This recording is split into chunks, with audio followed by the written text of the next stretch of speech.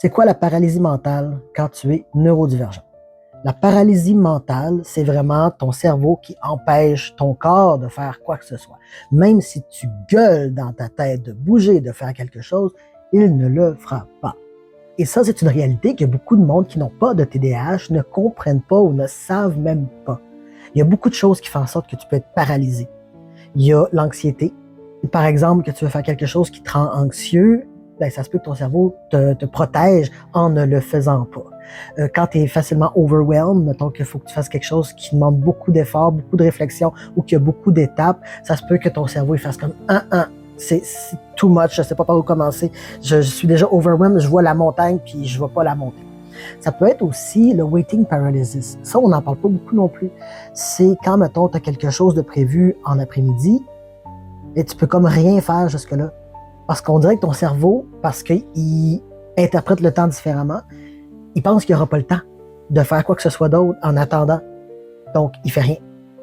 Parce qu'il faut être prêt pour ce rendez-vous-là ou cette chose-là qui est plus tard dans l'après-midi.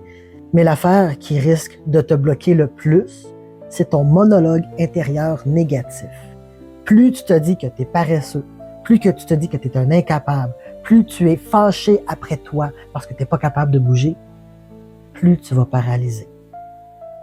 Mon conseil, ce que je dis à beaucoup de personnes, et que vous allez me l'entendre dire aussi plusieurs fois dans mes vidéos, donne-toi du slack. Sois doux envers toi-même et avec ton cerveau.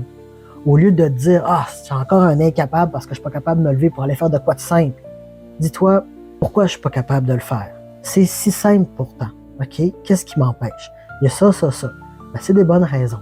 Qu'est-ce que je peux faire? Je pourrais peut-être demander de l'aide. Je pourrais peut-être le remettre à plus tard ou dès que je me lève tantôt, ben, j'en profiterai pour le faire. Peu importe. Mais il faut être doux envers soi-même puis se dire « Hey, mon cerveau est comme ça. J'ai pas choisi. C'est pas parce que je suis un incapable. C'est pas parce que je suis paresseux. » Il faut être doux envers soi-même.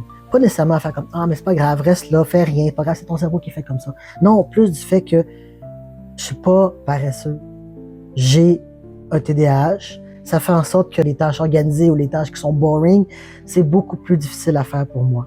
Mais qu'est-ce que je peux faire malgré tout ça? Puis là, il faut que tu trouves un truc pour toi. Mais il faut que tu sois doux avec toi-même. Donne-toi du slack. Plus tu te parles négativement, plus tu vas paralyser. Ça ne veut pas dire que du jour au lendemain, tu vas arrêter de paralyser. Là. J'ai encore un TDAH, je suis capable de me parler doux envers moi-même et je paralyse encore, mais beaucoup moins. Parce que maintenant, quand je paralyse, c'est vraiment des choses comme intense, overwhelming, anxiété, des choses comme ça qui peuvent avoir des trucs pour défaire puis rendre moins imposant. Mais le dialogue intérieur négatif, ça te bloque beaucoup plus que tu penses.